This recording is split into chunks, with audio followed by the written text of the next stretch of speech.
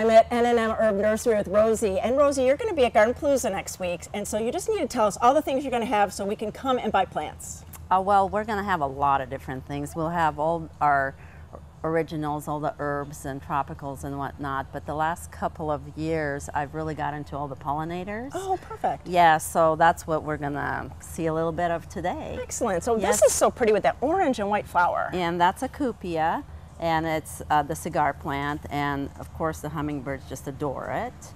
And what kind of light's going to take though? Full sun. Full sun. Yeah, okay. And what I tell people generally that full sun, if you give it 5 hours of sun, that's equals to full sun. All right, okay, yes. That's good to know.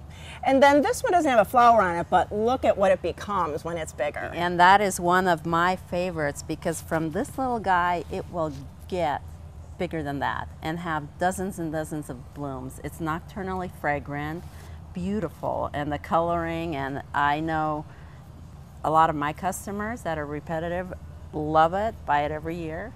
And then what's the secret to get it so big? My secret is always consistent fertilizing. We fertilize once a week. I highly recommend everybody fertilizes once a week, especially if plants are grown in a pot. Okay, perfect. Well, you got it from Rosie. And then lavender, what a great one for butterflies. Butterflies and the hummingbirds adore this variety too, and the bees. So it's the 3 bees that get attracted to this, and that's what we focus on is the bees, butterflies, and birds, hummingbirds go in there, yeah. And fuchsias, of course. Yeah, this is a black cherry. It's been, it's just gorgeous, and it looks like a little black cherry. Hummingbirds, another pollinator. Nice, nice. So those flowers are so beautiful in the fuchsia, but what is this huge one right here? This is I call them a hummingbird buffet, and it's 7 different salvias in here, like a rainbow of color to attract the hummingbirds, and full sun, blooms until frost. So, and fertilize it again? Yes, everything in a pot. Excellent. Yeah. To keep it blooming all summer. Nice. And then what's this one? That is so unique. This is one of our favorites. This is a flowering maple, the red tiger, and it grows fast. It blooms until frost, and you know, it's I think so everybody's unique. Favorite plant. It's so unique. I mean, it looks like little umbrellas or just like, yeah, very tropical. So pretty. Yes. Pretty, pretty. And then what's that on the far right? This is a royal purple Iochroma. That's another excellent pollinator. It's like a hardy fuchsia. It'll die down, then come back and grow 4 to 6 feet in one season. Wow. And bloom nonstop. And what kind of light does that one take? Full sun. Full sun. Yep. Pretty Nice. much everything over here would require sun. Yeah, and just keep it wet. Keep it moist. Yes, Perfect. yes.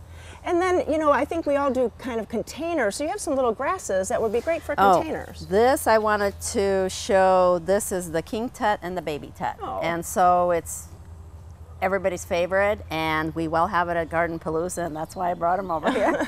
I love the texture. It's really Yes. so pretty. What else you got? Oh, this Gunnera.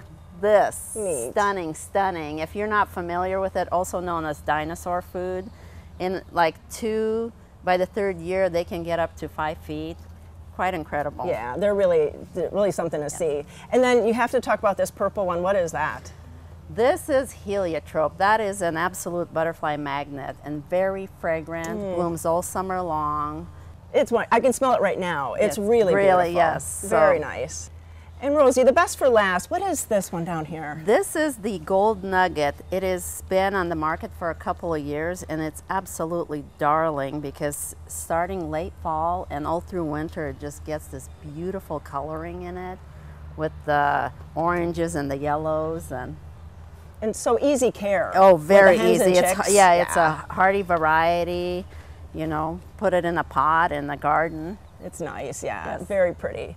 And you know, if we can't get out to GardenPalooza, but everybody's coming, where else can we find you and all your beautiful plants? Right here at my greenhouse in Hubbard, Oregon.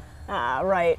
And you know, you can find that information, just go to gardentime.tv, you can click over to her website, but really come out and see Rosie next week at GardenPalooza on April 9th. Thanks so much, Rosie. Thank you.